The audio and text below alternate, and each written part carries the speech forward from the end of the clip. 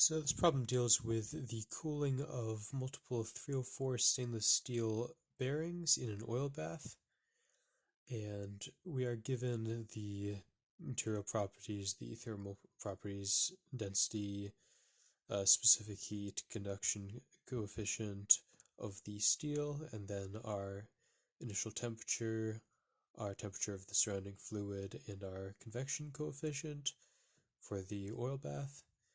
And we are going to find the time to cool and the cooling load for 10 rods of length 1 meter per hour for our final temperature of 50 degrees Celsius.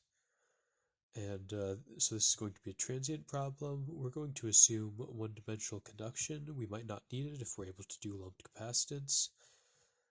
We're going to ignore radiation, assume that cooling is only done via convection, and then constant properties, and our Fourier number is greater than 0.2, but we will verify that. The first thing that we're going to do is check the Biot number. If it is less than 0.1, then we are going to be able to use lumped capacitance, and it's going to be very easy.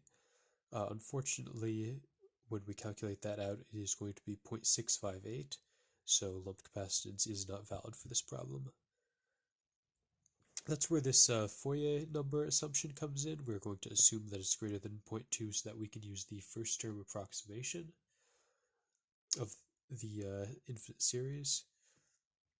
And so we are going to solve for theta 0 star, our dimensionless value of it is going to be T0 minus T infinity, so 50 minus 30 degrees Celsius over initial temperature minus T infinity, and set that equal to C1 times e to the negative zeta squared Fourier number. And when you calculate that all out, it is going to be 0.043 using a Fourier number of 1.82.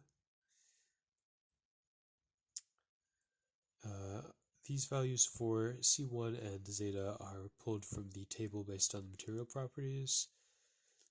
And so we have C1 equals 1.248 and zeta equals 1.364. And then when we check the Fourier number 1.82, it is of course greater than 0.2. So that means that this first term approach is valid. And from there we can calculate T, which equals ln of 0.043 over 1.248. This theta star 0 value divided by C1 times 0.05 squared,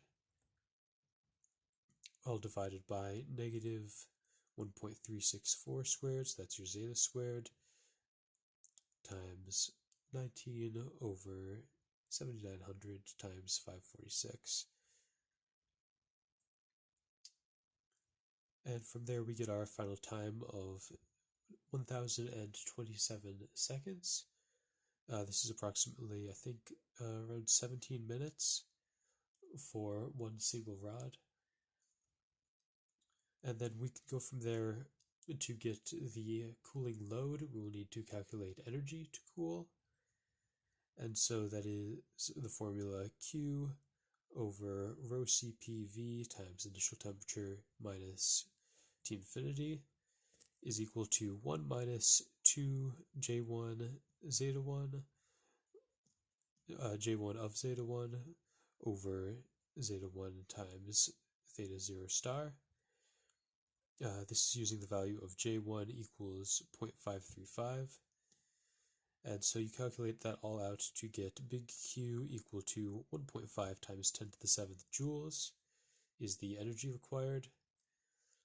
And so the cooling load is just equal to the number of rods times the energy required to cool one divided by the total time it takes to cool that. And so since we have a energy divided by a time, that is going to be just a wattage value, which is what we want for a load, a power. And so that'll be 10 times 1.5 times 10 to the 7th over 1027 equals 146 kilowatts is our cooling load for 10 rods of length 1 meter. And there you have it.